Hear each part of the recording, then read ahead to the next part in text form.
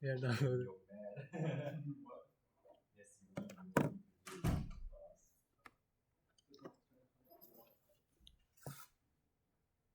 Okay, I'll start in 5 minutes. Yeah.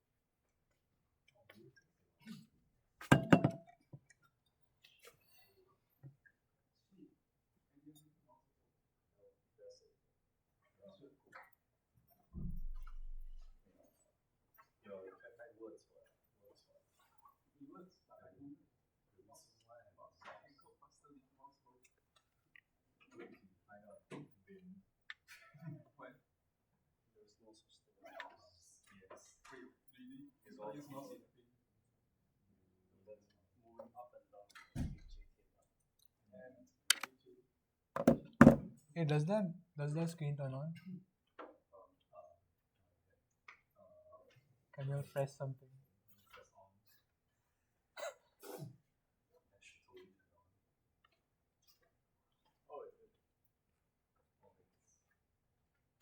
Not connected.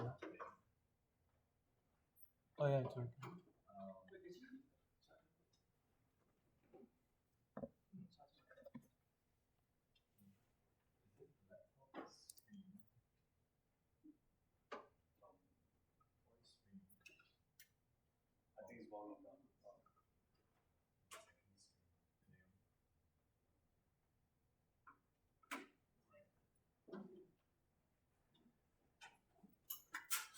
Okay, I'll start in 3 minutes.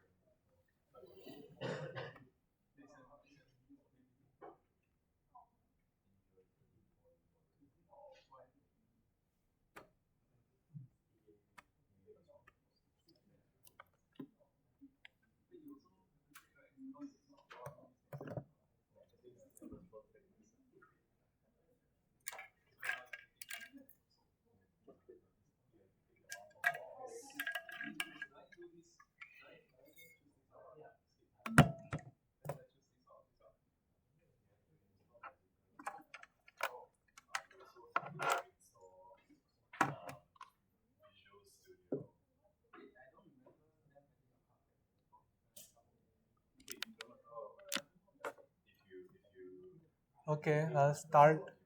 This is the QR code for attendance, the scanner.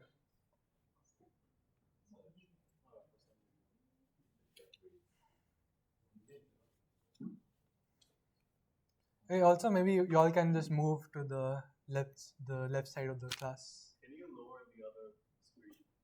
You can just. The thing is still there. Yeah, it's there. Hey, can you like move this side? Can you move to this table? Can you move to this table? So it's like all the left side.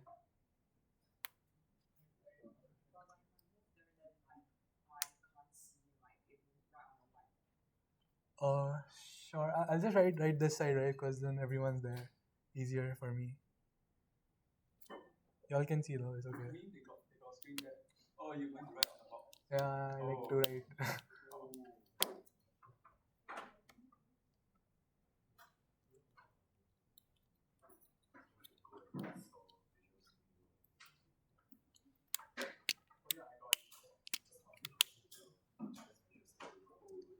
Okay, everyone's scanned, right?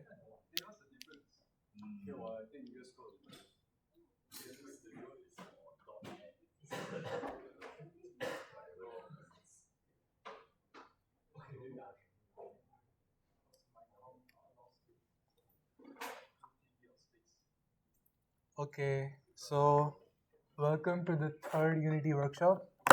So I'll just go over some recap of the first two workshops. So a game object is an object in your game. A component is something that you attach to the game object to do things with it.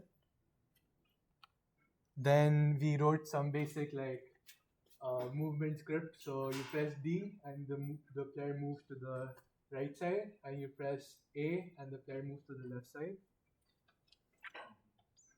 Then we also covered some very basics about classes, like what does a class do, also like inheritance, like what is inheritance with the classes, what does it mean.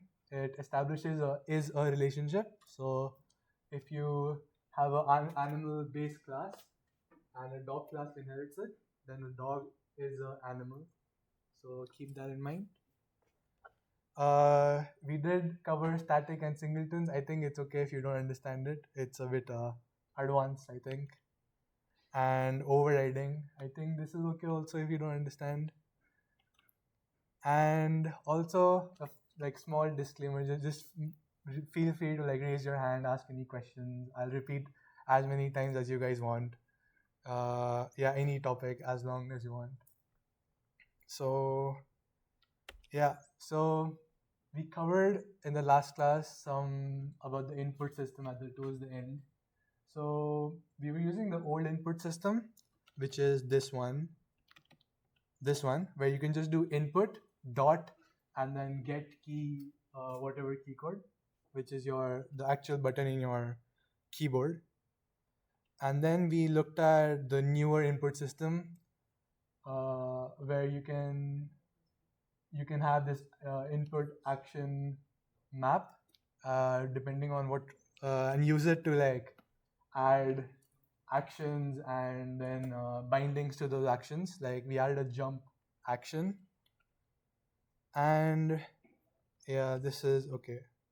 So let's just go to Unity now, and what I'll do is I'll just wipe this code, wipe all this assets, and start from fresh. So first thing we need to do is we'll create a box. We'll create our player, the geometry dash the box. How we'll do that? We'll press right click on the hierarchy tab, and then we can go to 2D object, sprite, square, and then you can name it like player, and this is your player object. Then let's go ahead and add a ground. So how will you do that? Similar to the player, you'll add a square, a 2D object sprite square, and then you can name this one ground, I guess. Okay, everyone has Unity open, right? If you can take your time, if no. Okay, so you can see I'm in like a 3D like viewport. You can see it's not like really showing like a 2D game, right? So how will I enable that? I'll go to the scene, this tab here, and you should see a 2D window, 2D like button here. If you click it, it'll appear like a 2D game. So it'll only lock onto one axis, the Z, I think. And then you can take the click on the ground object in your hierarchy, and when you do that, you can see there's these arrows that appear, these little icons. If you don't see that, you can press the W button. W button makes you move. It enables movement for your object. There's E button. E is for rotation, so you can rotate your object by when you press E. And then if you actually press Control here and then try to drag it on a actual axis, then it like locks onto certain degrees. So it's useful for when you want like exact angles. So if you want a square to be on the ground like flat, so it should be 90 degree like facing up. So you'll use this kind of thing. Similarly, you can also just like go in the this tab and just say 90, because as we covered, this is a transform component. This is attached to every single game object. I don't think there's any exceptions to that. So what we'll do, okay, there's also the R button. When you press R button, it enables scaling mode. Then you can either press in the middle and drag. This will increase the size.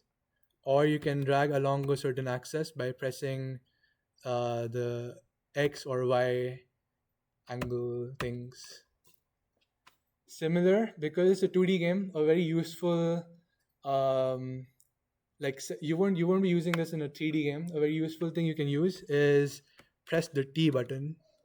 This enables this sort of like Photoshop sort of, how do I say, it's like a transform window, so you can transform it very like freely, like object and like, I don't know, PowerPoint or something like that. It's very easy to use, and then you can drag and drop whatever you want. So it's really easy for 2D games. So preferably use this whenever you can.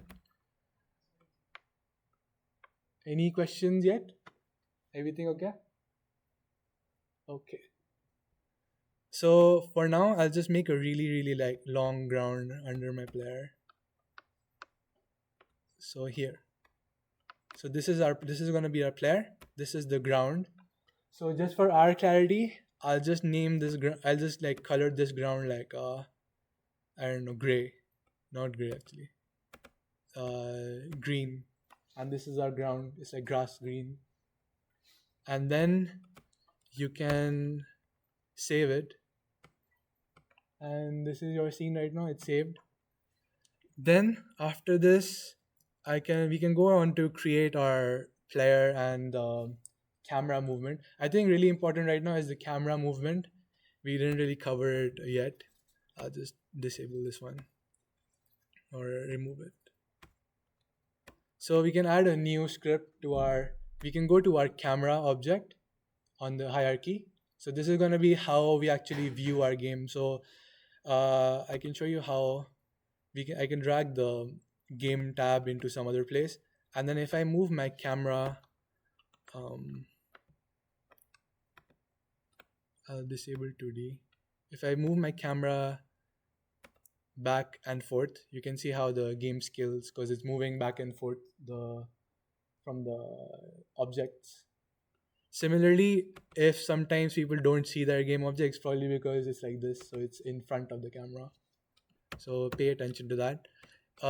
By default, the inspector puts -15 or -10 or something like that. So your game should be visible by default, and unless you like change something. So I'll just save that again, and I'll create a new script.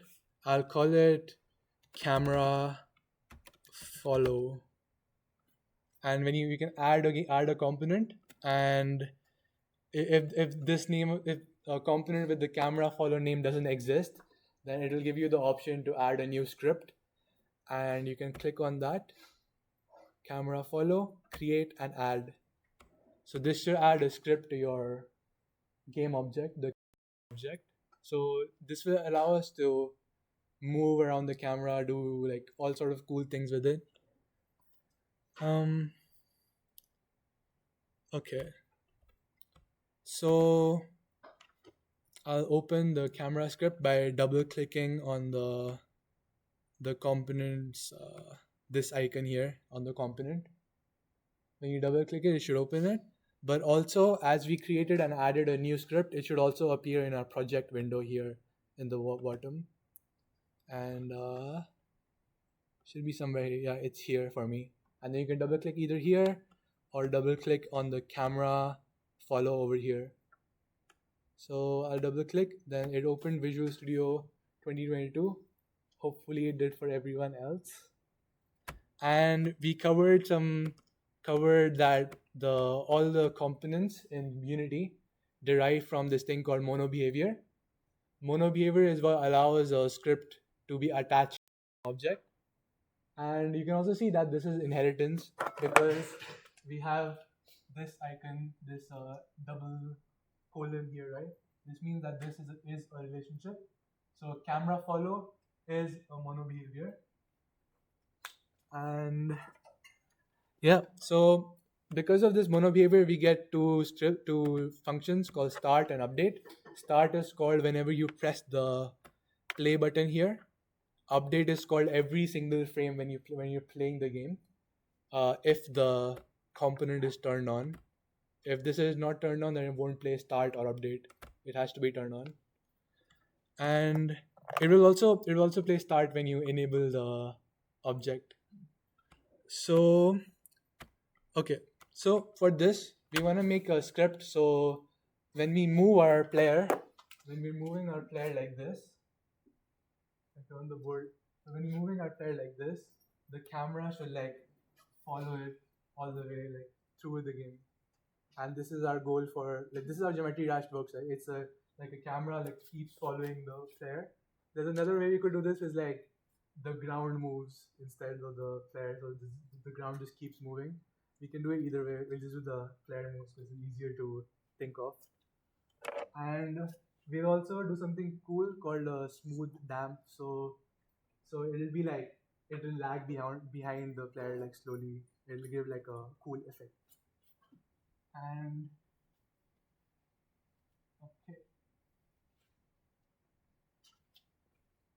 okay, so everyone understands what we're doing. Let's start doing it then. Okay, so first of all, I'll just delete this. Just have a empty script, just like our canvas. We'll do whatever we want here. And a good idea here is to add this thing called a require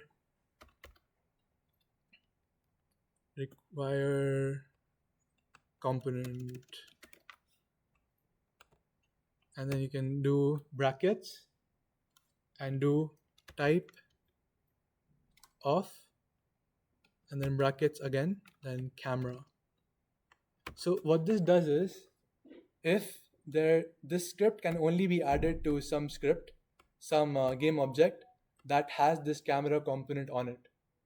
Similarly, I can also say like require component type of audio listener, type of camera follow, any sort of mono behavior, or any sort of component that we have to on our game object we can use here, and we can specify that you cannot add this to any other thing except a camera. So this is because it has a camera component, it's a camera, and we can't add it to anything else other than a camera. So this is useful for like, because you wouldn't want another programmer to like go into your game and then add the camera follow on your player or something weird like that, and it will cause issues for you. And there's also a few more things. This is called, okay, let's just make a game object first. Let's create a variable. So I'll create a variable public transform follow target. So this is to get a reference to our player. So we want the camera to follow our player. So we have to give it a reference so it can get the player's like actual position, get its transform component. So similarly, it's useful because we'll be able to drag any other component also, any other object also. If you want the camera to follow an enemy instead or follow something else, then it's like really easy. We can drag and drop. And there's another thing. It's called a header, and then you can do square brackets header, and then you can put a string here. So I can say my follow maybe the thing I want to follow. And then what this does is gives like a really like it's just for like, making it look good, I guess.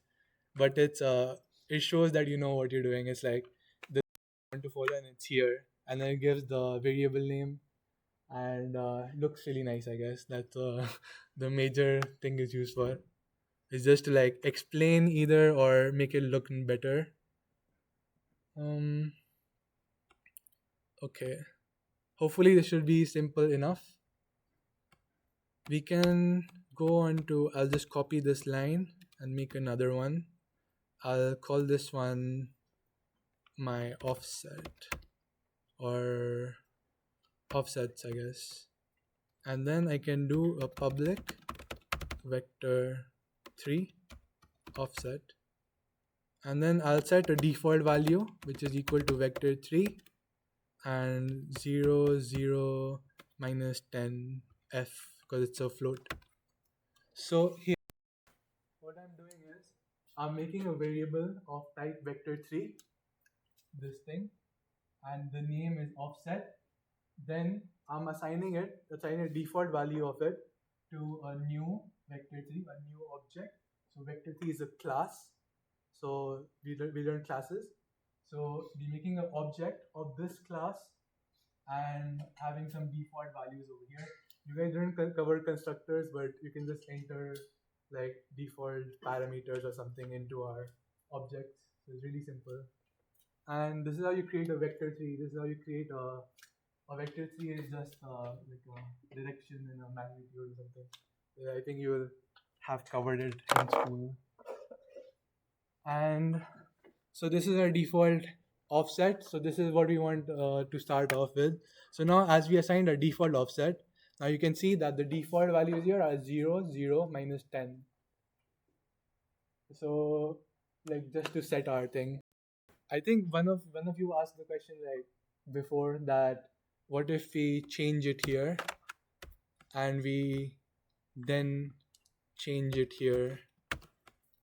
The thing in the editor will override what you have here, so it's still 0, 0, 0. So it doesn't matter if you change it in code. It's gonna be the default value is only there for when you add that variable inside your expose that variable inside your game. So I'll just put this to 10. I have to put it manually. And yeah, and I'll make another variable. I'll call this one smooth time. This is just for later. This is just a floating point number and it's called smooth time. It's also public, so you can see it in the editor. And I think we should also have an option for if we wanted to follow us on the y-axis. So maybe I'll just do this later. So let's just start making the camera follow our object. So yeah, so we can, there's a few different I'll just show you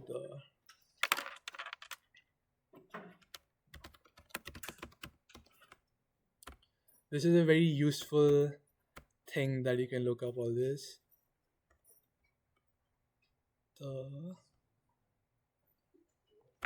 Yeah, this is the order of execution in Unity.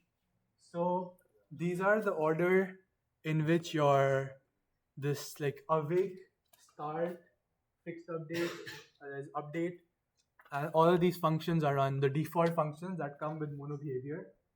So what we want is for the camera to follow the player. So on the board. The camera has to follow the player. But what's the most accurate place, most useful place to put this so it doesn't lag? So you can either put an update, but then what if the player moves? What if the camera runs this following script in the update, and then the player moves in its update function? So that can cause some weird lagging effect. We can also put it in fixed update, which is which is here. So fixed update runs only on a certain FPS. So fixed update will only run in I think default it's 60 FPS. So this is useful for physics, but we don't want our camera to update only 60 times per second. We want it to update as soon, like immediately as we do our player movement. So we can put it inside late update. So late updates only function is to run after update. So update, then late update. It's just going to run after update every time. This is useful for when you want to do something after the update loop has happened. So we want the player to move, and we want the camera to follow at the position the player has moved. So we can put it in the late update instead of update. So it's always run after the player's movement in the update function. So it's very useful to use this. I mean, there's not much use cases for it, but I think for teaching purposes, this works well. Okay, so we understand that we should use late update. So let's make a late update function. We can make private void late update, and we can just, it autofills itself. And so it's really simple. We just make a function named late update, and it should work like we want it to. It's just like it overrides, it does some magic in the mono behavior, but without mono behavior, it's just a normal function that we can't really do anything with. Okay.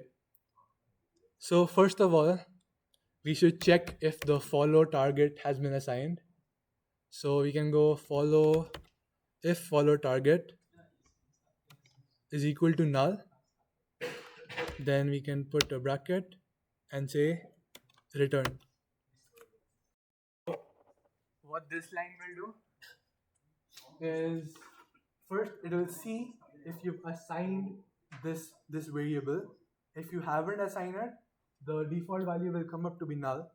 If it's null, then we check if it's null in our update. Then we exit the function. Return is to exit a function. So if I have any sort of line here, it will not be run at all. So it's really simple, really like useful to just exit a function. It won't be run. It will run till here, but any other code down here will not run at all. So it's useful for this scenario because we also don't want to have any errors. So if we have something saying follow target, I don't know, dot transform or something, this will give an error because the follow target is null. So this is useful to have. It's like called defensive coding. So we want it to work even if something wrong. So that's why it's defensive. So now that we have that, we have our defensive thing. We can also comment by double what's it called? Double slash is comment. So I can say defensive coding. And I go down, I enter. And let's see where we want to go first. Let's get a reference to where the camera should be at, where the camera should be looking. I think it should be looking at the player, but it should also be a little bit towards the z-axis, because if it's exactly at the player, so the camera is here, make it 0 0 0, then it's exactly at the player, but we still can't see anything, right? So that's because we need some sort of offset on the z-axis. so the camera can actually like capture what's happening, right? So yeah. So where do we want a camera to be? We want it to be at the player.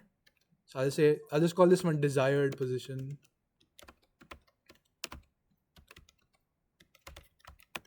And this should be our follow target dot transform dot position.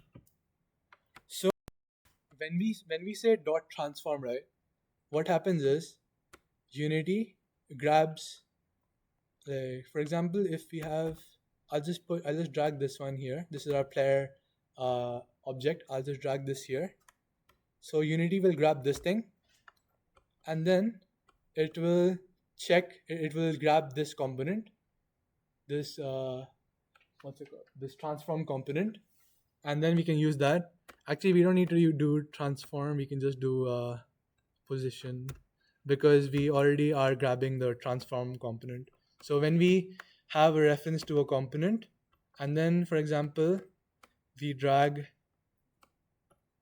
this ground inside, then we're getting the transform component on the ground. Similarly, if we have like a collider, and then this type was collider, then it would get the collider on the ground itself. So you'll get the collider and then a direct reference to the collider instead of the game object. If you want a reference to the object itself, we have to say game object here. Game object like this. I'll just leave it at transform. So this is our desired position, but we want a certain offset, which we have specified here. I want it to be looking at the player, but just a little bit towards, like, backwards, so it can capture the game, capture how the player is moving. So that's useful. For now, let's just yeah. So I think this should work. And then what we can do is we can assign the transform dot position. So this is if we just say transform,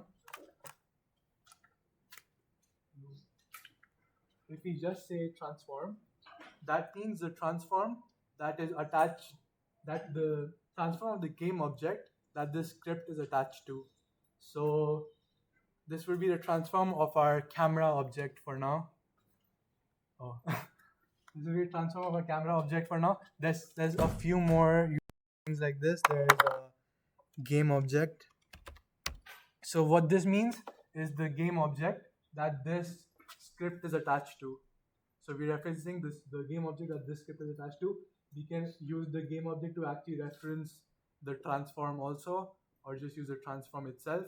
You can also, I think, say transform.gameObject. Transform. Actually, I'm not sure. Yeah, you can say transform.gameObject. So it's useful if you want to. So you can either use the transform or the game object. Really, like, it's interchangeable basically. But the transform does formally mean the transform component, this component here. And then what we can do is we use the transform and the position. So we're assigning a new position to our transform component attached to this game object. So this is this component. So we're changing these values, so how it should move. And then we can use this nifty function called vector3. So this is like a static function, like we learned about static variables. So these are functions that belong to the class, so the vector3 class. So somewhere in the vector3 class, it would be like static vector3 smooth dan. And it would be like something like this. I'm not sure if it's exactly, but something like this. And this call. So it would be like this. So that's why it's static. It belongs to the class itself. It doesn't belong to a specific vector tree. We're not calling this on a specific vector tree. We're calling this on the class, and it should return some very useful vector tree that we can use. So all that smooth does is that it takes the current position. As you can see, it takes the current position, it takes the target position, form dot position, takes the target position, and then it also takes the current velocity. This is a reference, so I don't think these will be important to understand, but basically Unity will change this variable inside the function. So we can use this to see what the current velocity is. So we pass what? Oh, we we pass pass a vector tree into this, and then the value of the vector tree will change, and then you can use it to like debug whatever. But it's not that important. Just like I think for this part, can just copy. What I'll do is I'll just say a private vector tree called velocity, and then we can do ref velocity. So this just means that it will take the comma. So it will just assign whatever velocity is here.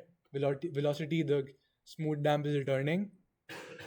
So it will calculate some velocity that the camera should move by, and then it will assign that velocity to our this velocity variable that we're sending into it. But not that important, I think. You won't be using it, debugging it, anything, I think.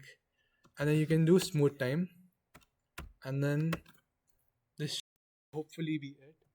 So okay, on the board. So what this does is smooth damp has a few parameters: the current, the target, the ref, whatever, we don't need this, and the smooth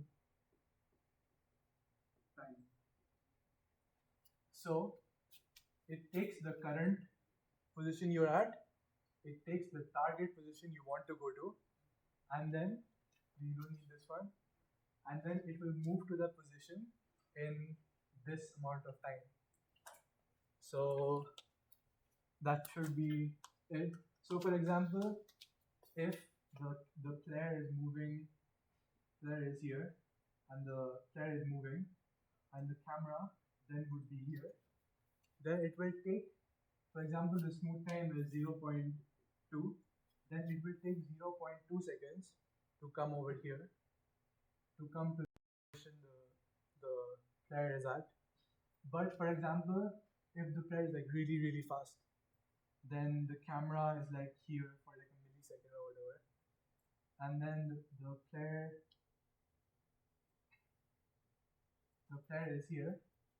Then what it will do is that because it wants to reach the player in 0.2 seconds, it will go extra fast. Like it will be here in the next frame. So this is how it's like useful to it's like a really nifty function just to like slowly pan over to something. So you will have like you'll be able to see how it has some sort of like velocity to it. It's like not just a static camera that's just looking at the player itself. It's looks a bit better than that. So I saved it. Now I can go into my game. I'll assign some offset. I'll set this time to 0.001 or 0.01, and then I'll assign this to the player.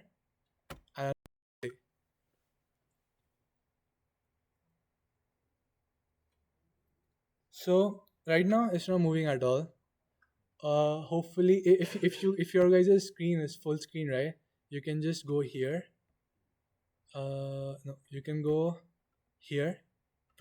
Press on this play maximize, it should say, and then go to play focused or play unfocused.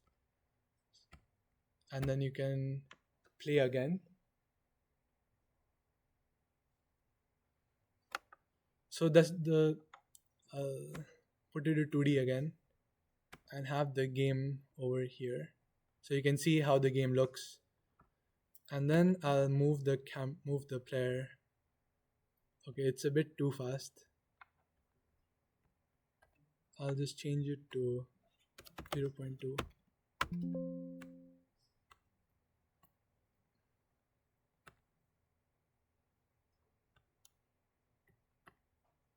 And then you can see how it's like lagging behind behind the player.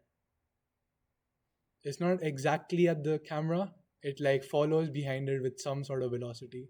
So even if it's really fast, it'll come to it. It'll have extra velocity. Hopefully the player will not move that fast. We won't make it move that fast, but it follows behind it like really nicely. So that's what it's used for. So we have our camera following script now. Let's just add some functionality to it. We'll add a boolean. So because in geometry dash the player will be jumping a lot, right? We don't want the camera to go up and down every single time it jumps. That's not really useful for us. So we'll just add a saying boolean saying y follow, or maybe is y follow, and then we can make it public just so we can change it in the editor. And default value for this should be false because I don't want it to follow. In some special case I want it to follow, I can just enable it. And then for if it's yeah, one second. So if it's not y follow, so it's turned off.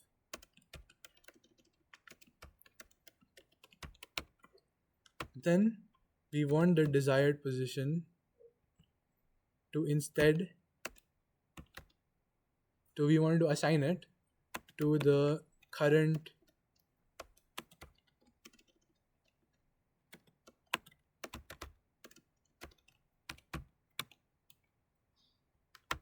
so we are overriding this follow targets y that we have, and then we're assigning it to our current y. So we're changing it so that it doesn't follow our player on the y-axis. So here, for example, we have this at 2, the y is 2, and the offset here is -10. So when we add these, we add the player.transform.position, that's 2 to -10. But the camera's y is 0 right now. So what we do is we take the desired the 2 to -10, make it 2 0 -10. Is that understood? Okay, everyone? Thumbs up, please. Okay. The code. Yeah, here.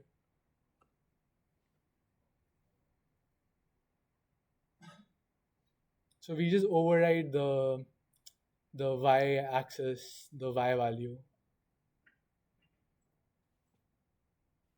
Any questions? I can repeat it. Anything? Okay.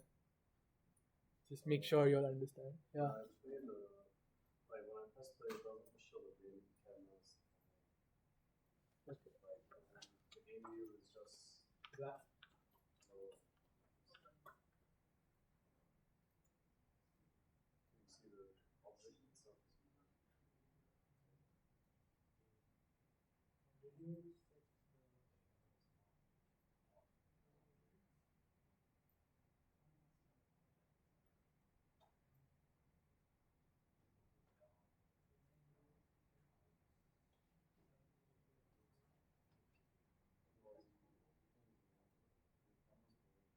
so you see the object itself.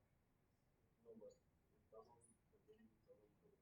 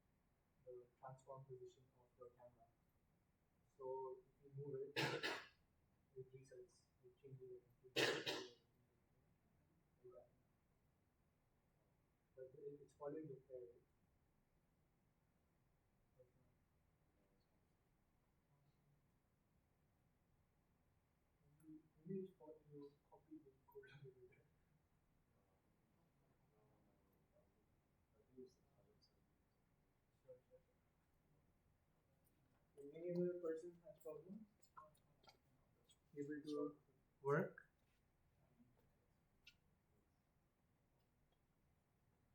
I think it's just like you have not copied it properly. Something. It's okay.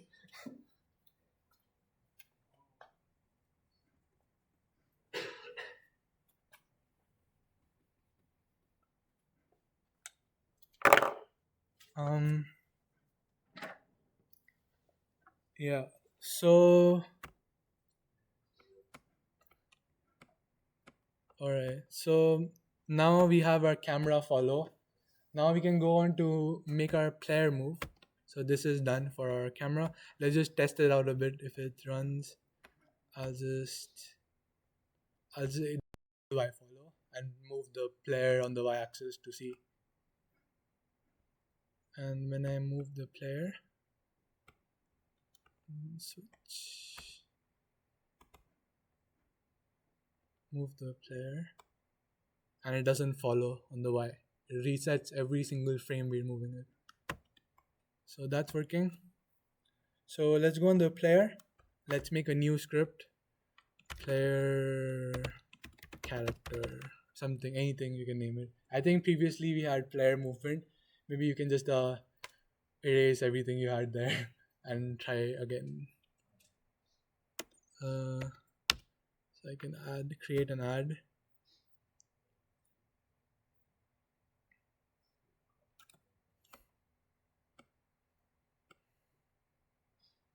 Then it's creating, and then it opened. So this is our empty script again. So we want to make the player move, but there's a few ways we can do that. So either we can directly add like X, Y, Z values to the transform. A lot of games do this. They directly add it. Similar to this, like I said, we can move the ground and it looks like the player moves. A lot of games do this also. What we can also do is we can use a component called rigid body. Let's use the 2D one. So we can use rigid body 2D. This one.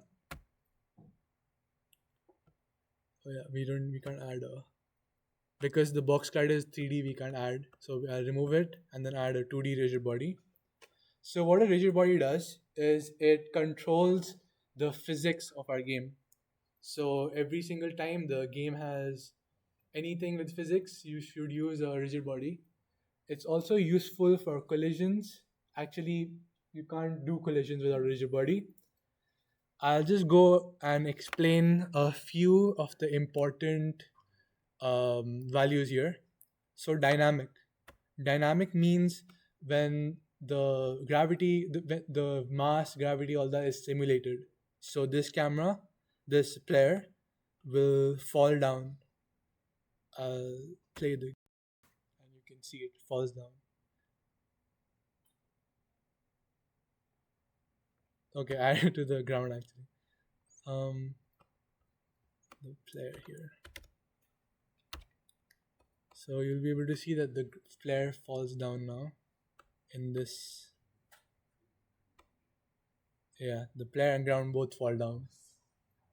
So we don't really want this, right? We want the player to jump. So what we'll do is on the ground, we can actually set this one to kinematic. Kinematic means that even though it has a rigid body, we are not simulating uh, forces on it. We're not doing velocity. We're not doing all of that.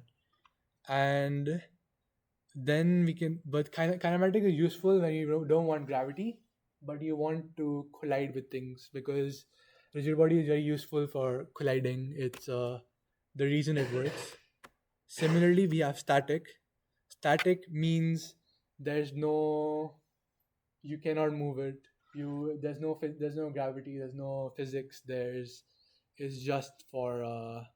I think you can do collisions. I haven't. You don't end up using this thing a lot. Similar to this, on the dynamic, there's a lot of useful properties. There's mass. So how heavy is your object? You can increase this to make it fall faster. You can also do linear damping. So basically like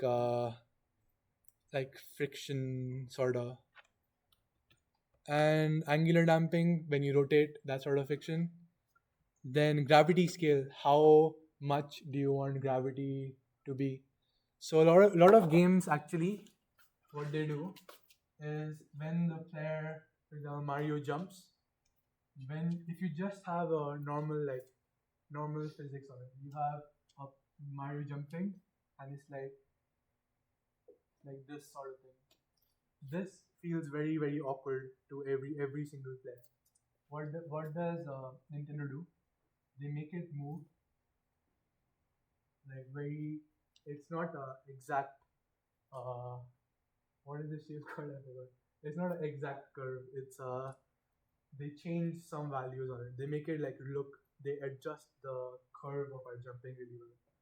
What a lot of games can do to make this possible, on the top, when you reach top, so the velocity of your y-axis is 0, then you can just keep increasing gravity, and it will make it fall down really like smoothly, really like satisfying. It like pull towards the ground, and this makes like game. This is more pretty for a platformer game. You'll barely ever see a platformer have this curve, unless it's like by a really like starting off like programmer game developer.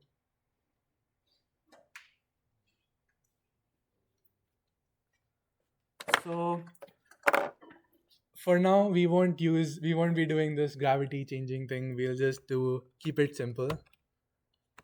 I'll go on our player character script again. We do want gravity to be simulated. We want it to jump and stuff. We want it to fall towards the ground. You can also code gravity yourself. You can add a velocity in the downward direction, and keep um, adding like the y-axis, the transform, like keep adding it like here, and you can like simulate gravity, but it's not really gravity. I've done this a few times. Then, so earlier I taught you that we can use direct references. We can use public and a game object or whatever type, and then refer it that way. But what if we don't want the don't want the player to be able to the designer to be able to just drag it or not drag it? We don't want to give them the choice. We want it to be like really simple. What we can do is, instead of giving a reference to it, we can make it private, and then what we actually want is a rigid body 2D. So this is the type of component we're getting, the rigid body which is attached here. We want to get this one, so we make a variable of which is private. The type is rigid body, and the name can be like RB, our rigid body RP. Okay, and then inside start, or usually it's awake, but it's okay. We can say RB is equal to get component, and then these brackets, these are called wild cards, I think. And then you can put this sort of value inside.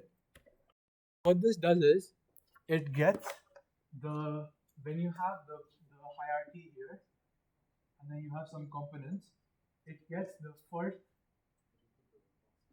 it gets the first component that it sees, which is a rigid body to do, and then it will just put it in the variable. So you don't even need to like exit the editor. You just can just save this, and it's already inside your script. It's already referenced. You can easily change it now. Now we can just do that. We have reference to our rigid body. Similar to that, let's use the old input system for now. It's really simple. We'll just do if we'll just make the player jump for now.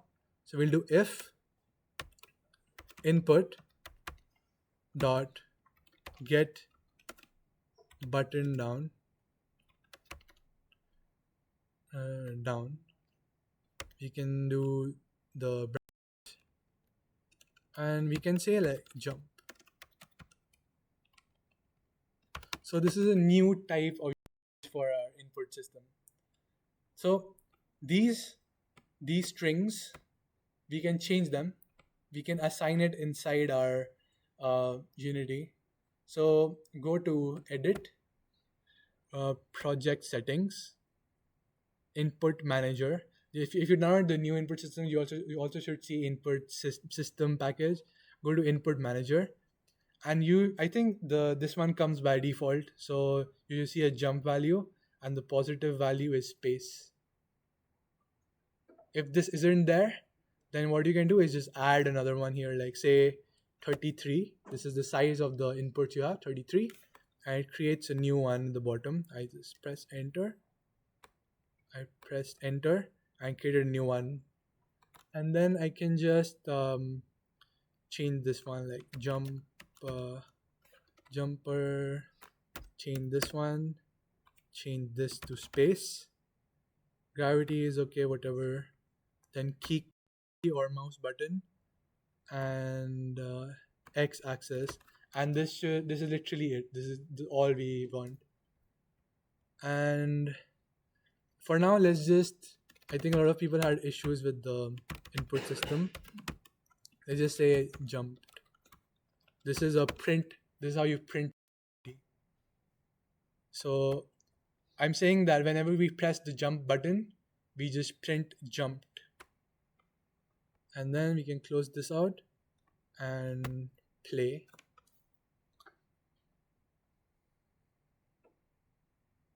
Oh, gravity is still simulated. I'll just change it to kinematic. So what simulated means is that does it respond to collision or not. So now, oh, there's no collider on this. We add a collider. We add a component called a collider, a box collider 2D. We're making a 2D game. Yeah, but the object is 3D because we're seeing it that way. It's not like 3D. We can interpret it however we want. If an object has if an object has 2D components on it, it's a 2D object. Basically, we're not changing the z-axis on any object, so it should collide.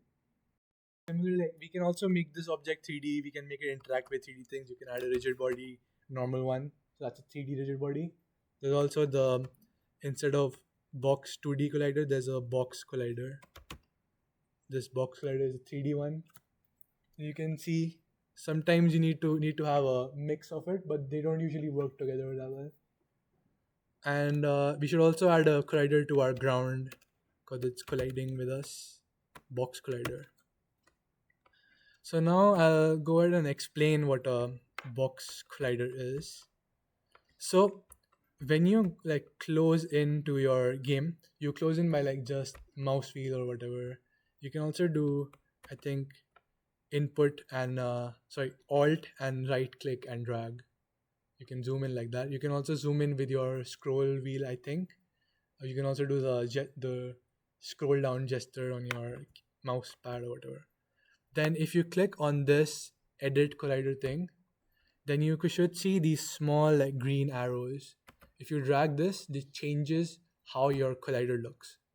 So now, even though the collider is going beyond the player object, but we don't really want that. So this is how you set the size and the shape of a collider.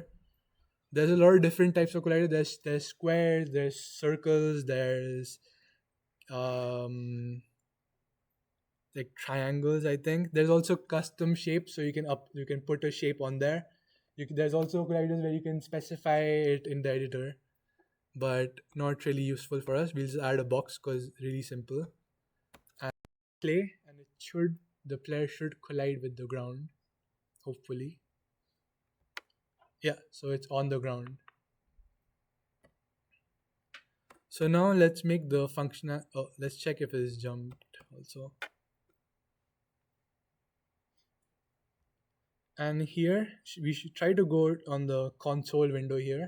This is where all your input, all your consoles, all your debugs go, all your print statements go. Then press space, and it should like add a 5, 6, 7, 8, 9, 10. Is it adding for you? Everyone okay? If it's not adding, I'll come and help. You need a? Okay.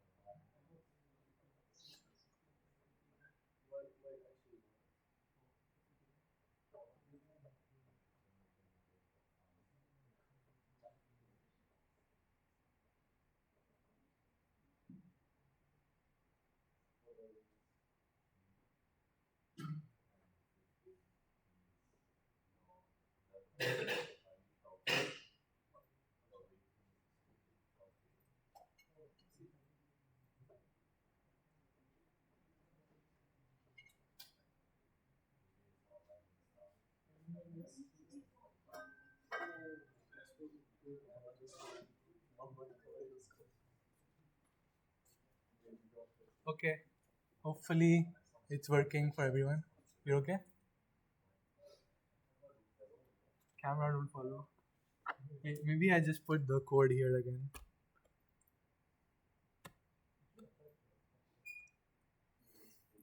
Maybe just take a break. I'll just help you.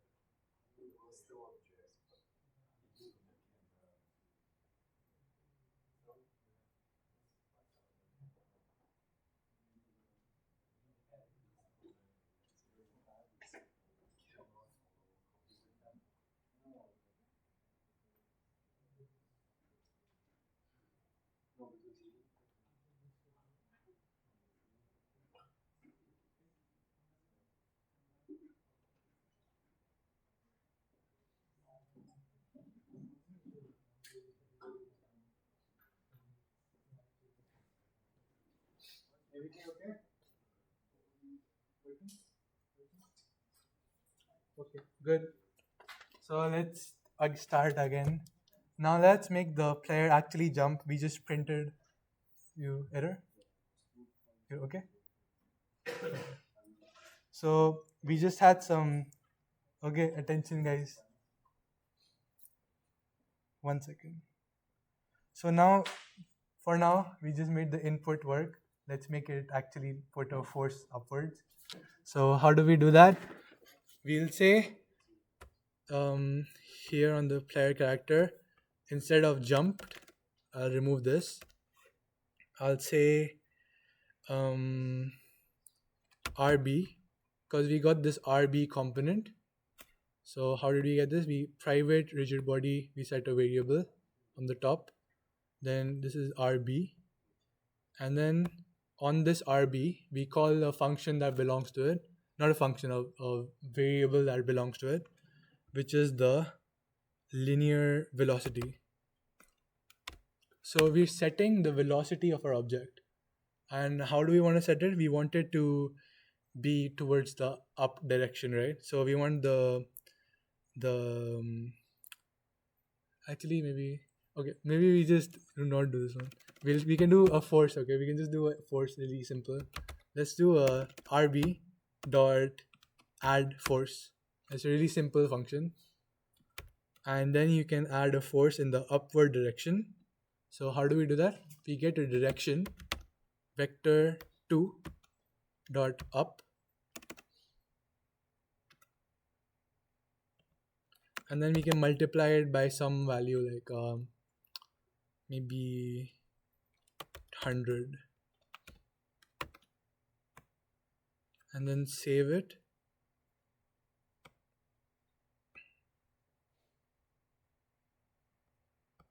And then we can run it, and it should jump now.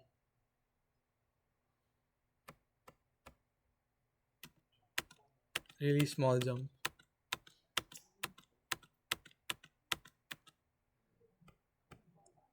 Hopefully it should work. There's right now we haven't checked ground, we haven't done anything. It's really simple. For now, I'll recommend you change it to a different type of force. So actually on the add force function you can add what type of force this is. So you can do force mode dot force mode 2D dot impulse. So we have a lot of different types of forces we can attach. Impulse just means that it will do it instantaneously, like all the forces applied at once. If you do it a normal force, I think it will just move it constantly with the force. And yeah, so for jumping or anything that you want to be done only once, it is useful. So now you'll see that your character jumps a bit higher.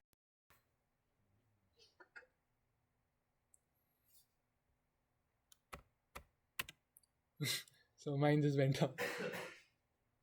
So it should come back down soon, I guess. Not coming. 200. Came down. So okay, so for this to be useful, let's just like change this from 100, because we want to like adjust it on the go, right? We'll just put public float jump force or something, and then we can set this one to jump force. But right now we can save this. Save this, it will compile, and let's just set this to like 10.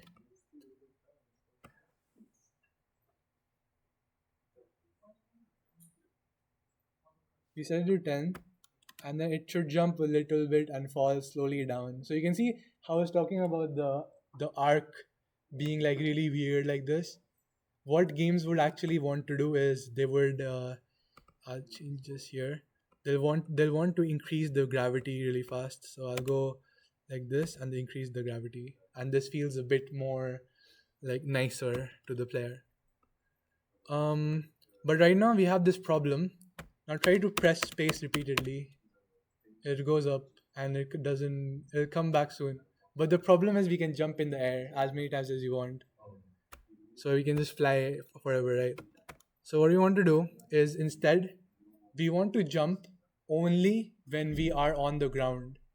So for this, we'll do a thing called ground check. So we're checking if you're on the ground. A useful way to do this is we'll just instead if we're pressing jump, we want if we're pressing jump and to say and we do this thing, and we are grounded. So is grounded. We haven't made this. We're just assigning it. So this is how it should look to us. So we're just saying that if we press the jump input and we're grounded, then we want to jump. Then we want to add the force. I'll say to a capital I, and then I can make this function. I can say private bool. So we return a true or false. That's why we can put it here.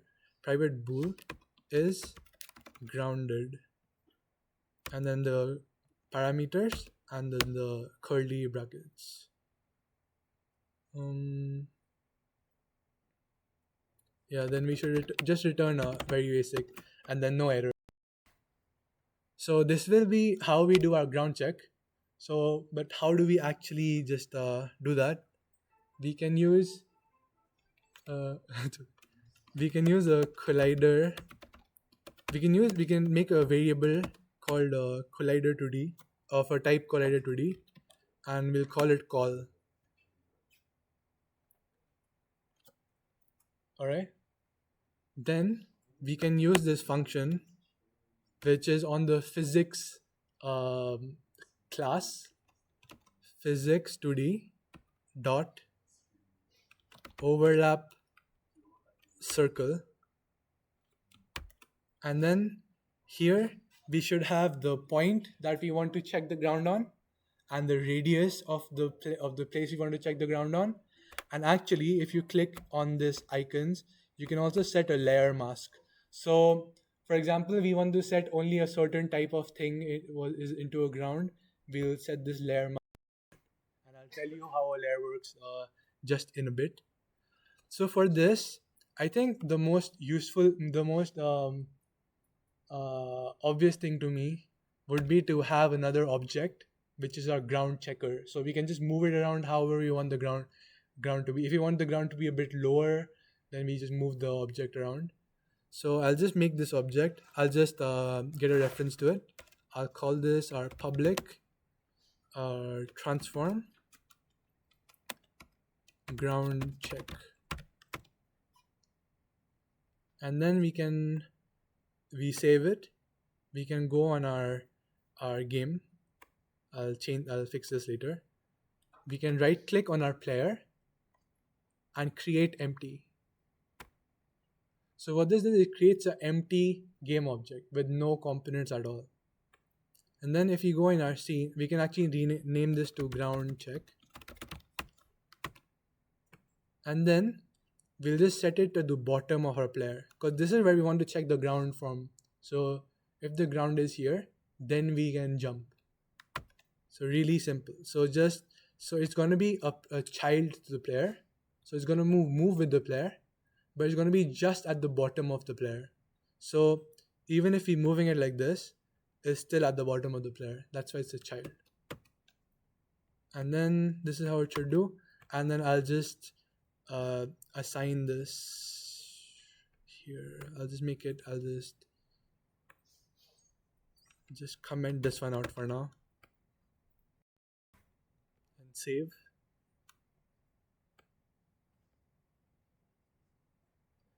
And there's the ground check. Then we can drag our ground check here. All right. Okay, so we drag our ground check there. So now what we want to do is we want to make a spear. We want to cast a spear around the ground check, and then check if there is a object with the layer of ground. So what we're doing is on the board. So the player, remove.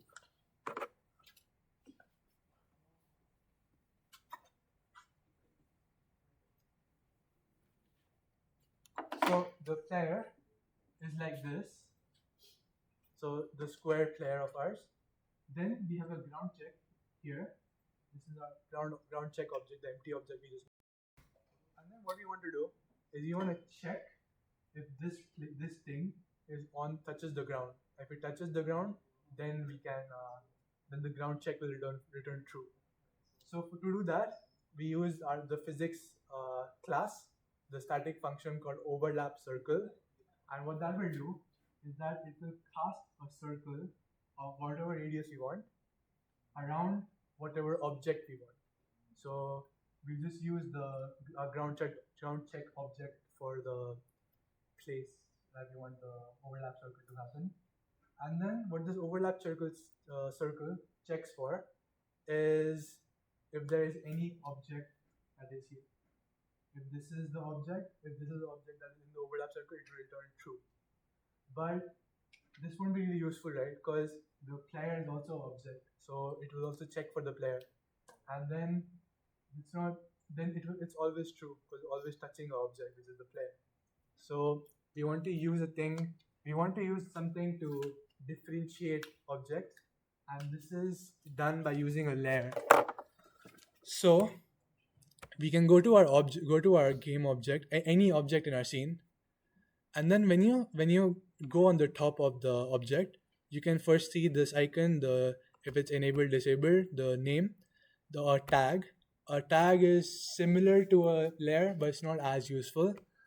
And then you have a layer, and then here you can see different layers.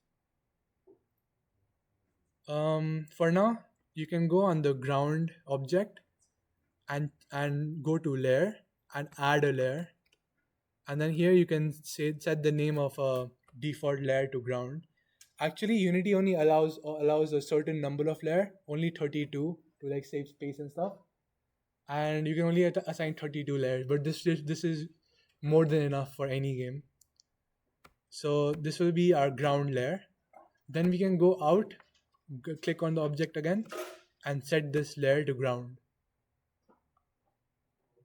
Then we can save.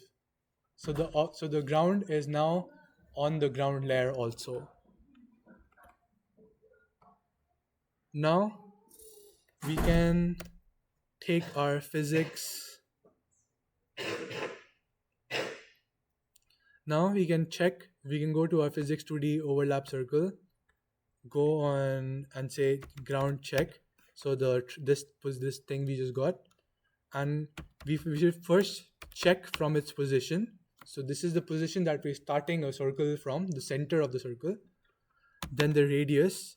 I think a good radius would be like 0.3f, 0.3f, so float. And then we can assign a layer mask. Layer mask is a bit difficult to create. I've never seen anyone create it. But a very useful thing you can do with a layer mask is you can assign it in the editor. So here we can say a public layer mask, ground layer. And then we can put this one here.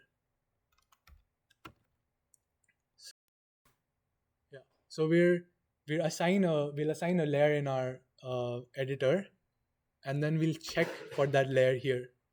So if we set this layer to ground, then it should only return true for ground.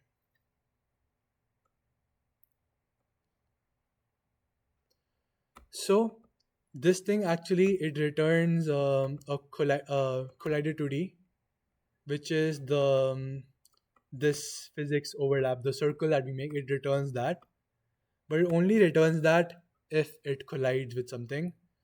I don't know why Unity did it like that. It's not really the best way.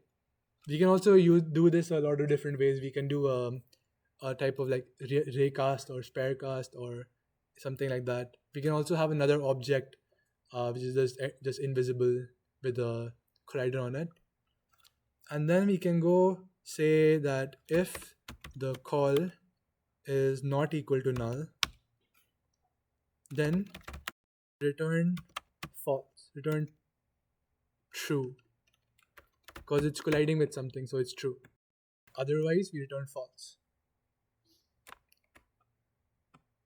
And then we can just debug.log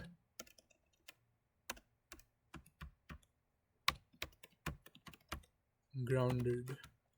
This should spam you, because every single frame it will check, because every single frame it will go here and then it will check.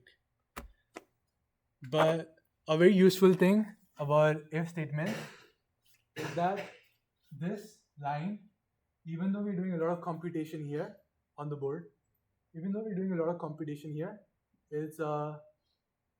won't be as hectic, because if statements, how they work with the AND condition is, because if we're seeing that the first statement is false, then there's no point in going to the second one, right? Because this is only true if this one is true and this one is true. So if the first one is false already, then no way the statement can. So we just don't run this, and this is how the editor like saves memory, I guess. So it's really useful thing to know, I guess. Then okay, wait to save first. First, let's go to our player and set the ground layer. So I go back, player, and then here on the ground layer we set it to ground and we save it. Now it should return, and now you should only be able to jump when you're on the ground. You can also just check if you want to just see the print statement every time you're on the ground. Just set this one first. So first it checks if it's grounded, and then it checks if it's if you're pressing the jump button, and yeah.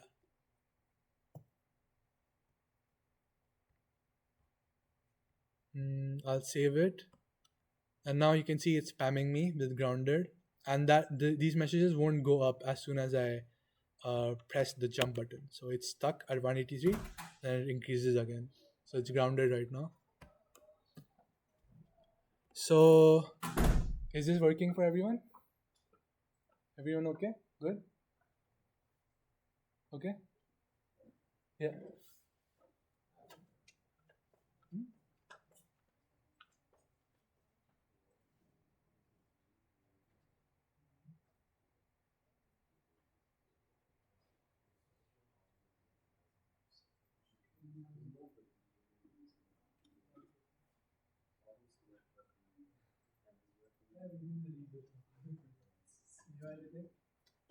Yeah, why do we not use title also? Because we only doing it. It's not when it's down.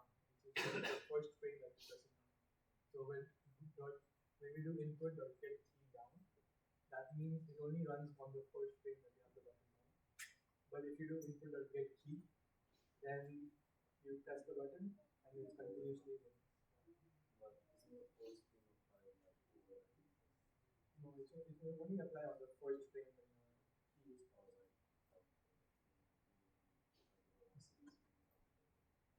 no, no, no. It doesn't instantaneous force. This is a impulse force. So instant. Yeah. Force mode to I think because force is just a force, right? It's just pushing it one time. So the velocity will be calculated, but it will just increase for gravity. Yeah. Anyone?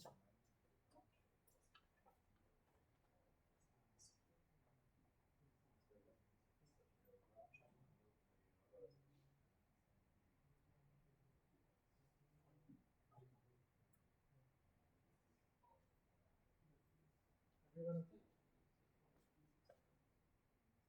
You have a full unit, you have an assignment. So what should we do?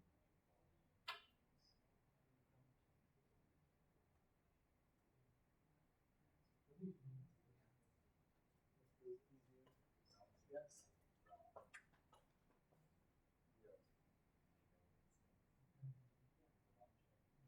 I think everything will work within the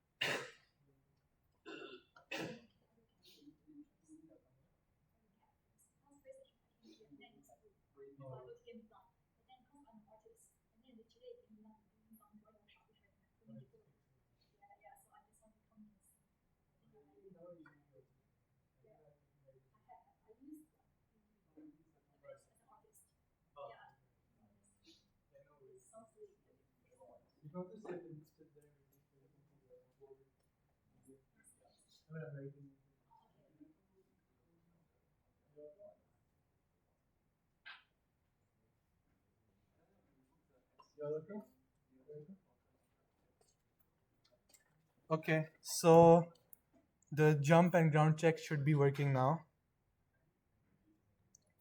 Now let's do the now okay, attention guys. So now let's make it rotate and land. So in when you jump in Geometry Dash, the player like rotates, it like keeps rotating, and then when it comes on the ground, it lands perfectly, right? So any ideas how to do that? Any idea? No idea. So either like a few options is like we rotate it, we keep rotating it in the air, and then it should just work or something. But then it will just like land like this. Then what do we do?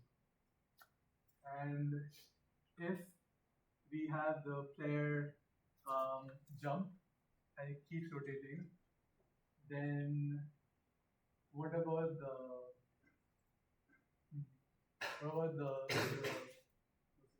colliders? The collider will end up like this, so it will fall down for the gravity.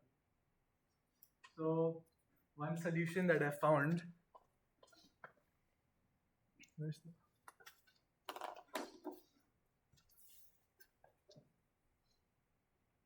so one solution that I found was to still rotate the player every single frame.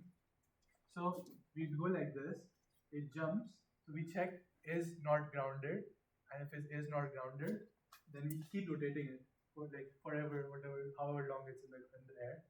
And then when it comes here, then we set it to the closest 90 degree. And even though that sounds like it should look choppy, it looks exactly like Geometry Dash, in my opinion. And also, to avoid this collider ending up here, instead of moving the actual player we have, instead we can move this square art that we have, and we can move it to a child object. And this child object is the one that we just rotate for like aesthetics. The collider, everything will be on the actual player, but we keep rotating the child object round and round, and then we rotate it to the nearest 90 degree as soon as we land on the ground. So how do we do that again? I'll just show it inside Unity like a demo. So instead of this, I'll make another object. I'll call this one I'll make another child object of the player. Call this one player art. And then I can take this sprite renderer. So the sprite renderer is the art. So if I disable the sprite renderer, is the white square goes away. And then I can copy this component, then remove this component, then go to our player art, right click on any component, and then you can paste and then component as new. So now it looks like it's the same player, but the art is on is a child object, the ground is a child object. The only thing on the actual player is the collider, how it rotates, and the rigid body, all the code. But the actual like art stuff is the child object. So now we can make the player, it's so high. 1 second. So now when the player is up, then we go on the player art, I think the Z axis, right? Then we keep rotating it on this axis. And then when it lands on the ground, then for example, if it's minus 20, the nearest 90 will be like 0. And then we set it like this. And it should look pretty good, pretty simple for our code. So make sure you have this child object now.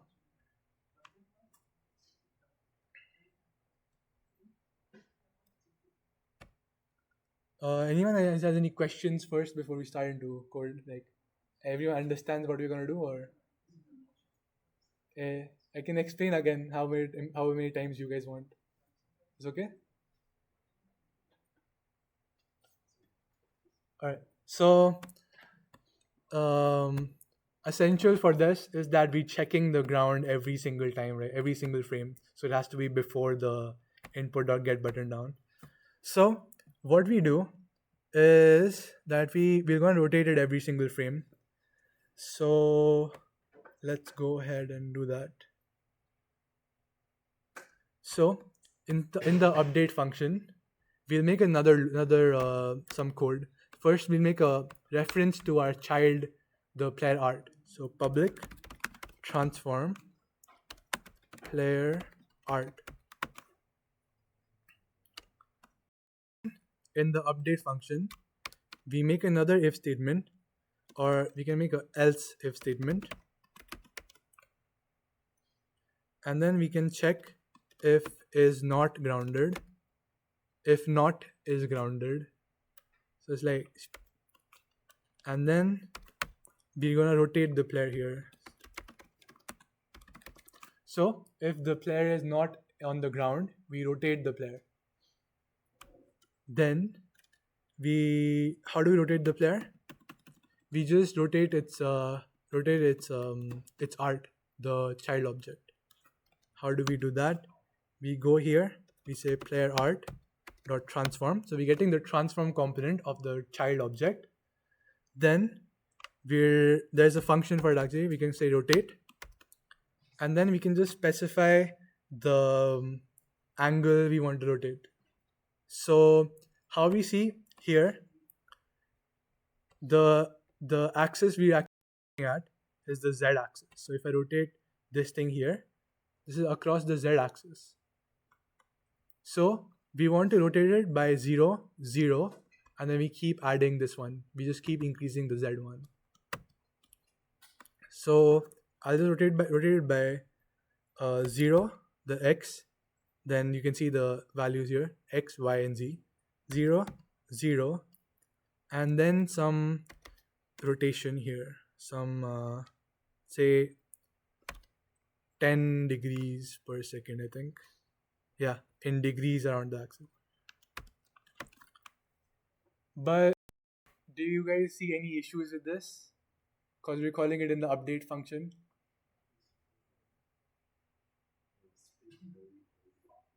Yeah. But there's also, do you remember the time dot delta time you were talking about? Here we will use time dot delta time. Here we go. Here we should use time dot delta time. So a recap, I think a lot of people didn't understand that time, the previous time I explained. Time dot delta time gives you the difference between the current frame and the previous frame. So how it should work?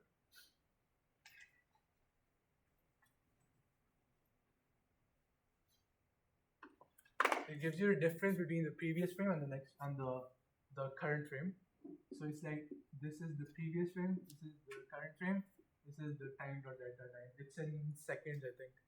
So it will be like, for example, if it's like FPS we're running the game at, then it should be like 1 upon 60. Like this is the FPS. It won't be like this because you have a lot of processes running in your PC. You have a lot of apps open. So this like varies a lot, like a lot. So yeah. So the timer delta time is a difference between the current frame and the previous frame. So how do we use that to move our player constantly? So we wanted to move a certain number of okay. For example, if we have a really slow PC, so this is like a potato PC, and then we have a big, like this is like a station, okay, it's got a big monitor, everything, okay, gaming computer. This one runs at 24 FPS, really slow. This one runs at, I don't know, 500 FPS. So this function will check the update function is run every single frame for every single thing that is run on. So this thing will be run every single frame if it's on the ground. So for example, these both have this game open. They're both on the ground. This one will be run 24 times per second. So this one, it will move 240 degrees per second. But that one will move 5,000 degrees per second. So really, really fast. So yeah. So but then how do we make that? How does time delta time fix that? We have maybe I can explain it through some maths. So 1 upon 24 is the FPS here. This is 1 upon 500 is the FPS here. So when we multiply this 10 degree, because we're rotating it by 10 degree every single frame, when we multiply it by 10, so we have this one run 24 times. So this one runs 24 times, but also when we multiply it by time to delta time, so for example, this was time what, delta time. This one will give somewhere around 1 by 24.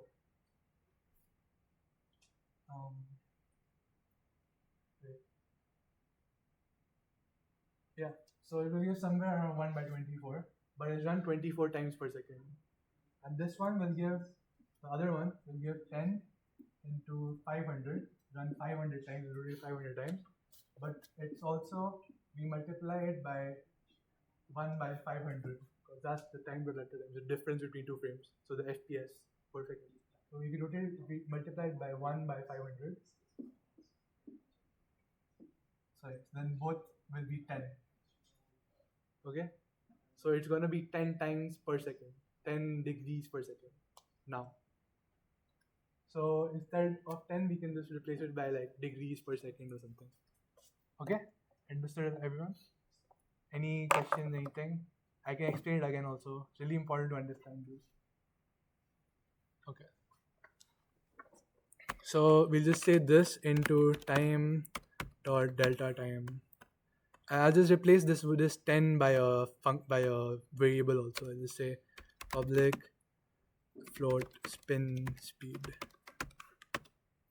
and then I'll default value is like 10 or 60.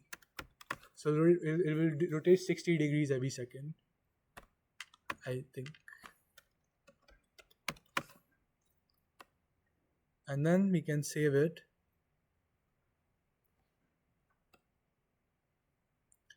And make sure you assign this player art here. I'll change this one 70. Then let's see what happens.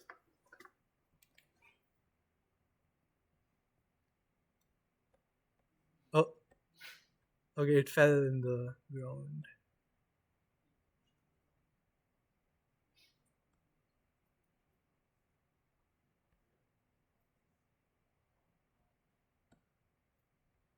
And let me just see.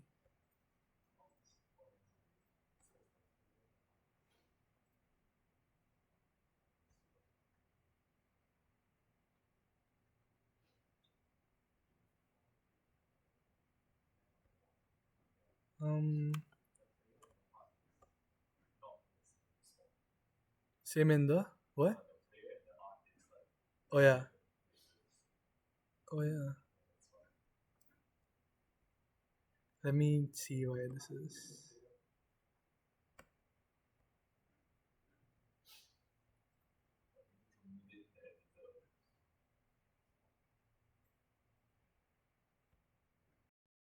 No, it's at the same spot at the starting, but then it changes. Oh yeah, it should be 0. Sorry, it should be 0. So this is the relative position. So it should be 0.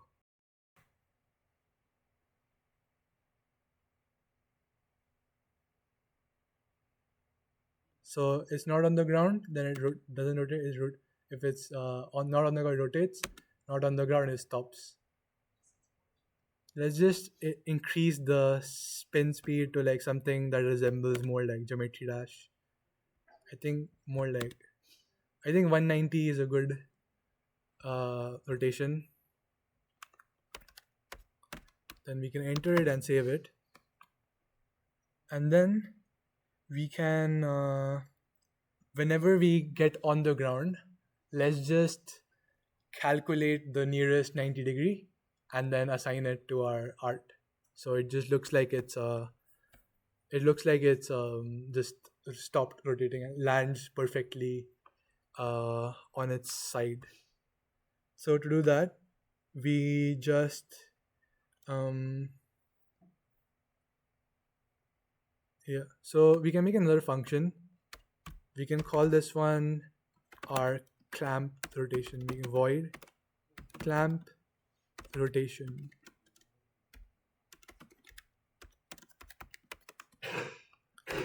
And we made this function. Then what we want to do is we want to whenever this function is run, to first calculate the angle that the player art is at, and then we want to see what is the nearest 90-degree. So to do that, first we get the z axis rotation. So this rotation, because this is the rotation that actually matters, the z axis, and then we do float z angle. So this is our variable. Then we can say transform is equal to transform player art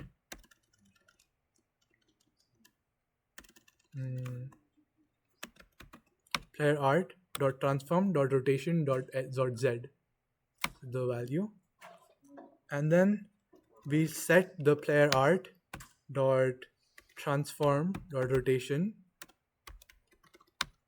and this will be okay.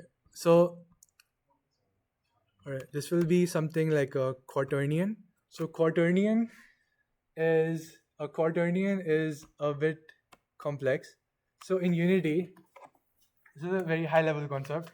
So in Unity, how rotations work. Um,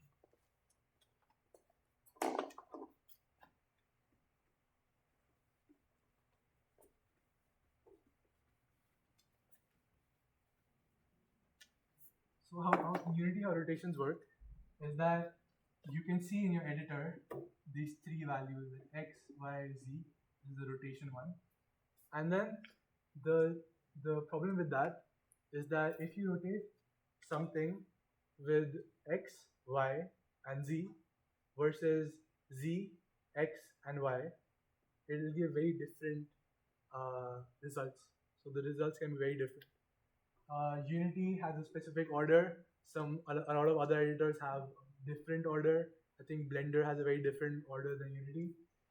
Then how do we like fix that? How do we make it uniform? How do we prevent like coders from having the same value rotation, but still being different?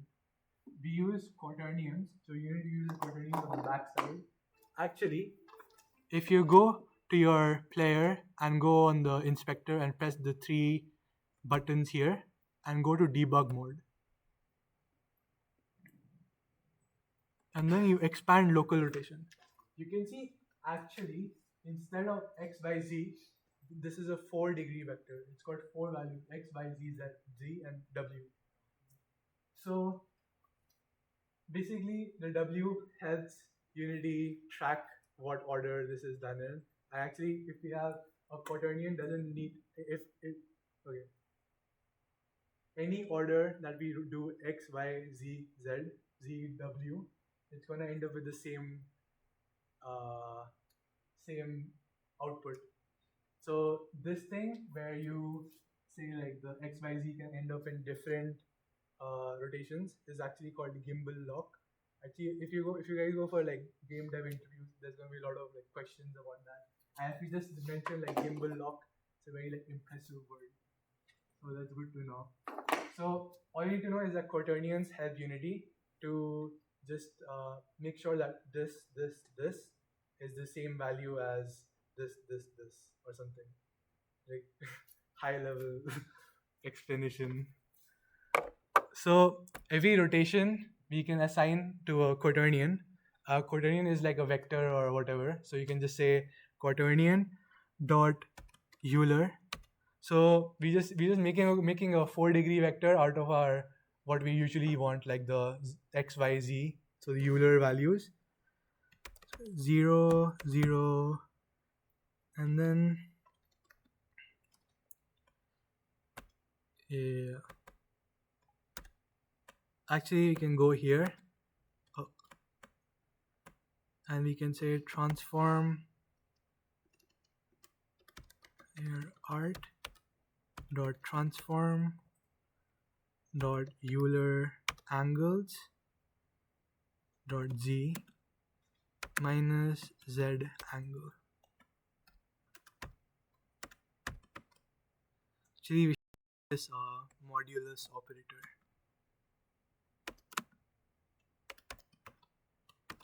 So modulus operator just means it gets the remainder. So if this angle is, if the plane is at like a 270-degree angle, 270, or 270 is divisible. If it's like a 200, then it will divide it by 90 and then get the remainder, and that's the value that we get from the modulus operator. This one will be like 20, I think. So 20. And then what we're doing is, to set it to the nearest one, we're just going to subtract 20 by this value. So it's going to give us 180. And 180 is it's landing perfectly on its side. Yeah. Okay? Understood? Everyone? Sure? I can explain again. I think it's a little bit. Okay? Okay. And we'll just do this when we're grounded. So every time we're grounded, we just do this. So we set it to clamp rotation. And we save it. We go to our game. Then when we run, now you'll see it lands. Okay, kinda landed.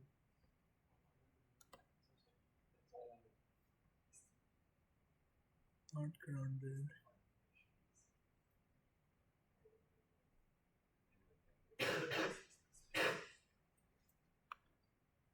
Okay, let me just see what's wrong.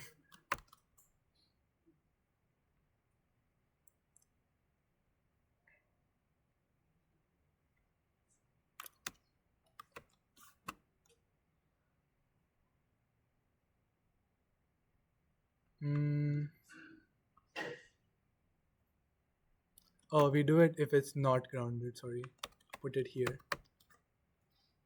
So if it's grounded, then we do nothing. If it's not grounded, we clamp the rotation. Wait, actually, no. Wait, I'm sorry. So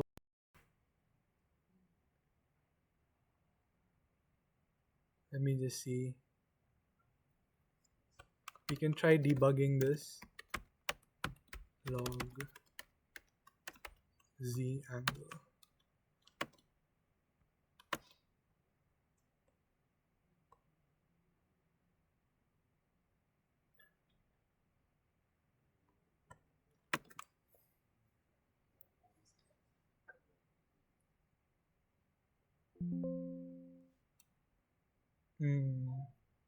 So it's trying to clamp rotation.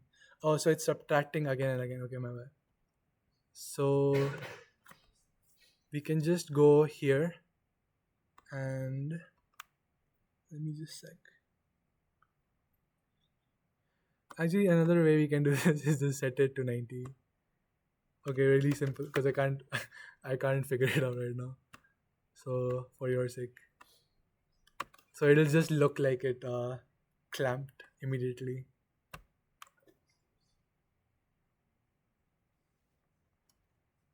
but if it jumps to 270 degrees, then it'll still, the flip one will be See, it visually looks great, yeah. But the problem with that is that we need to do it only when the ground is only on the frame we reach the ground. So we'll need to have a boolean here, like saying first time grounded or something, and then use that. I think you can just set it to 90 whenever we're on the ground, and in this way it should look like it jumped. Um, should look like it jumped and then it landed perfectly on its side, like geometry dash.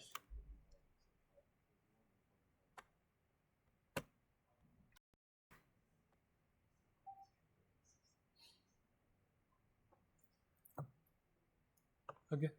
Does it work for everyone?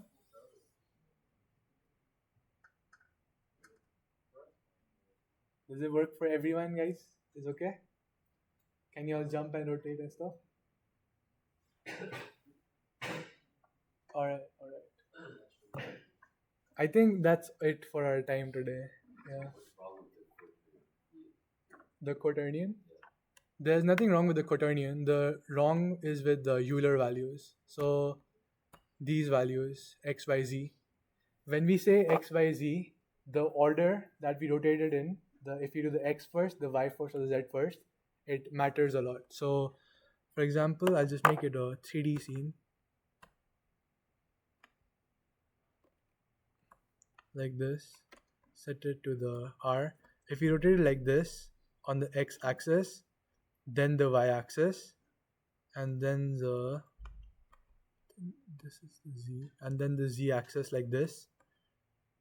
This is different than if we do the z-axis, then the y-axis, and then the x-axis. This is a very different rotation we can see.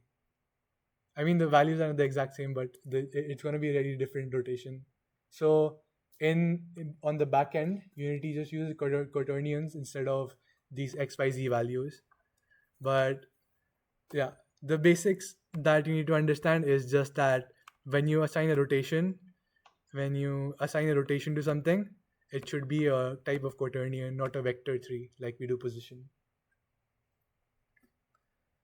Yeah.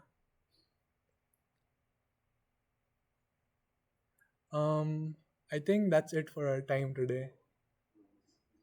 If you guys have anything wrong, you can let me know. I'll stay here for a bit, but y'all are free to go. Next class, I'll try to do death, like you can hit something and then die and like that stuff. Actually, let's just add a quick like movement to the right side, okay, to the player, just like one line. It's very simple. So I'll just add a movement speed, public float move speed, set it to like 10, and then in the update I'll just call transform dot position, and then plus is equal to movement speed into vector 2 dot right into time dot delta time.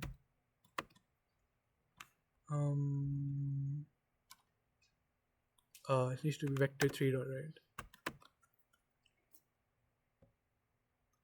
And then this makes it move to the right by move speed, and because of time delta time, it does it like every frame. So it's going to move 10 units every frame, irrespective of what laptop, what computer you're using.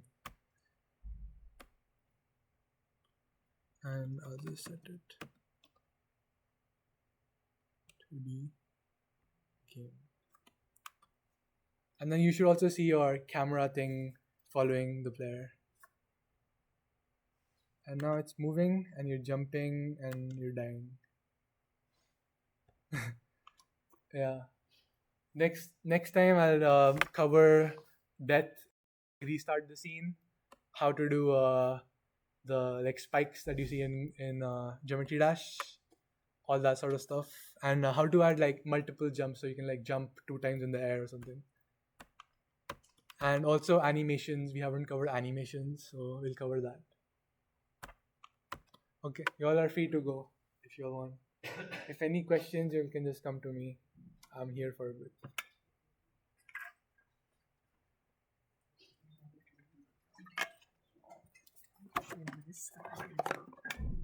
What? Because it's weird. It's like not in the same notation or something. You see?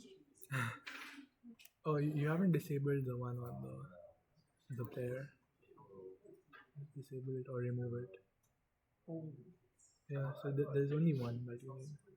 So, or you copied it. Just remove this. Player. Yeah.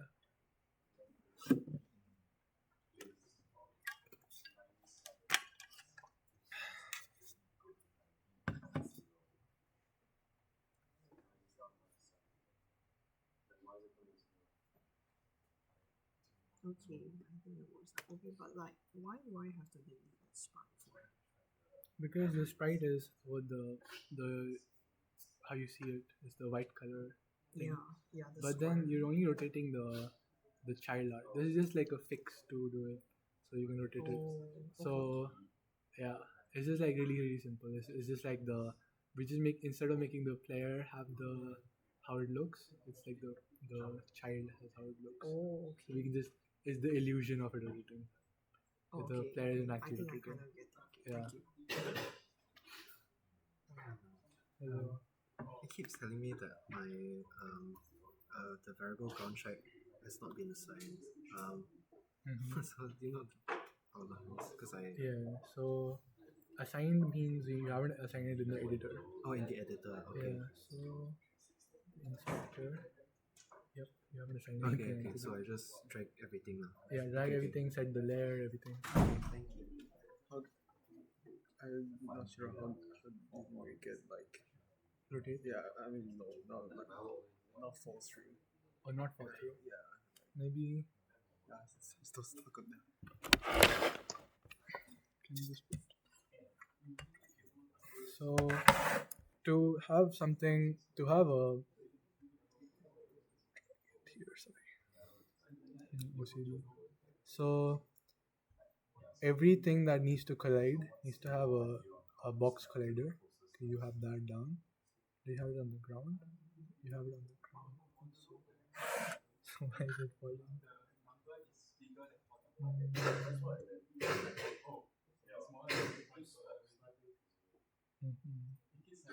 Is it falling through the ground? Yes.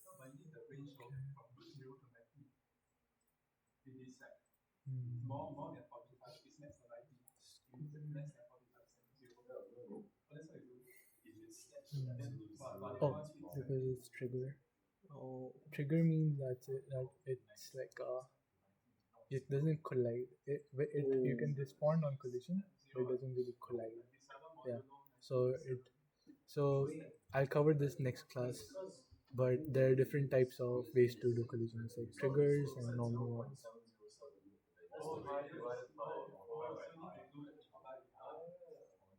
Oh, I mean the other one is small. oh, it's on the ground also. Oh, yeah. Now they should go.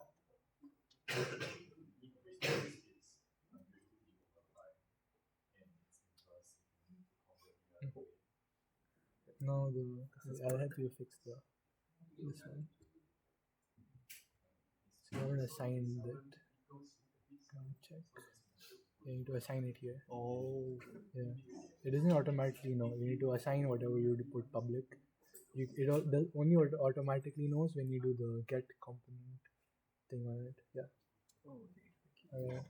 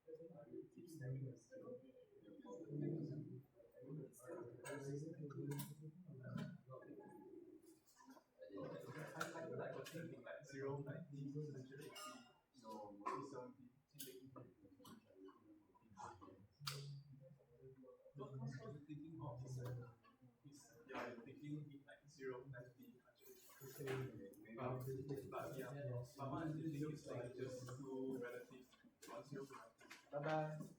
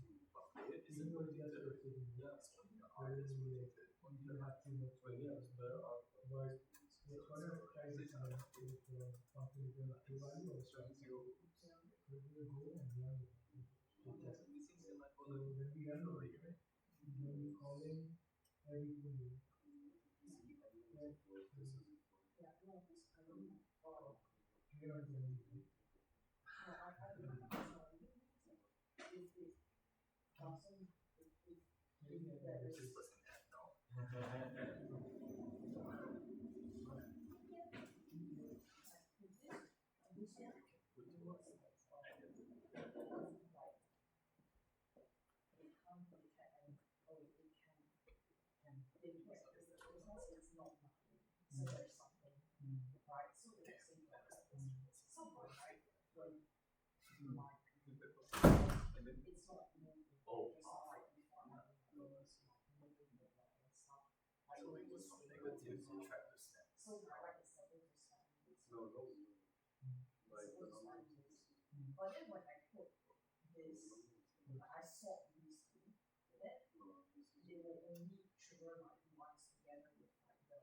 Then we jump again.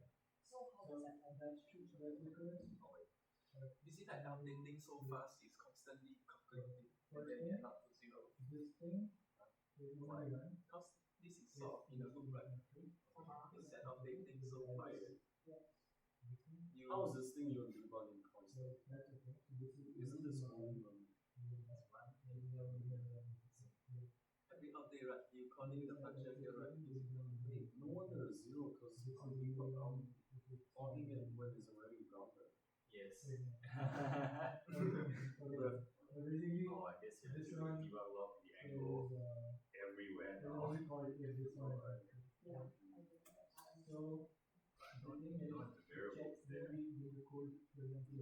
there. You just write it yourself.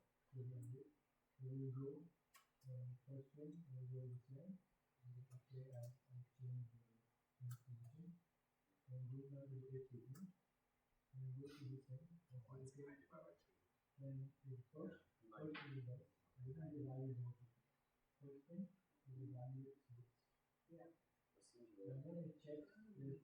2.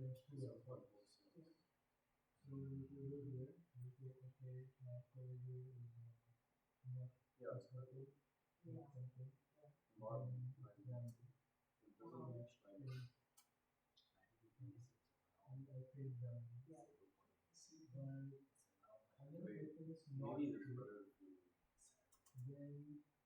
it doesn't reach like maybe it's better if you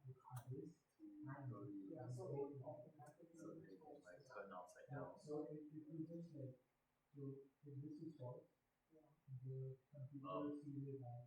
Wait.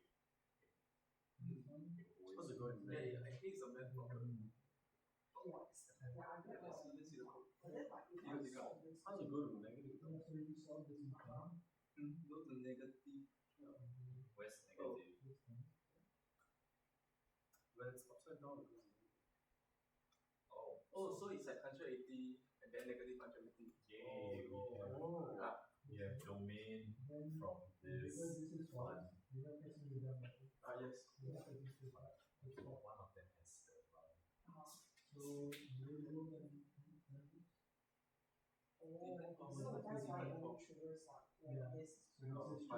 Whatever it is. Wait, that's 90 degrees.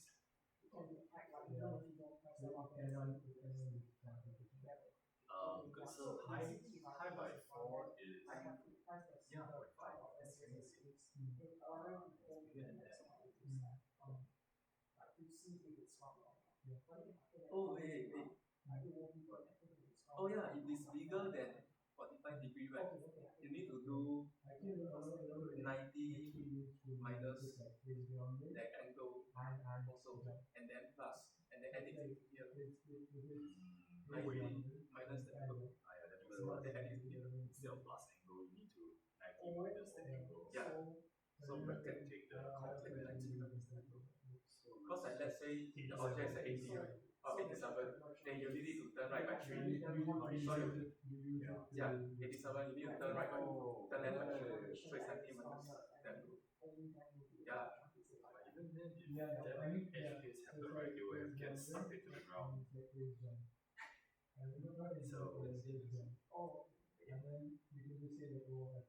it doesn't seem to turn correctly yet. We did fix the bug though. Which bug?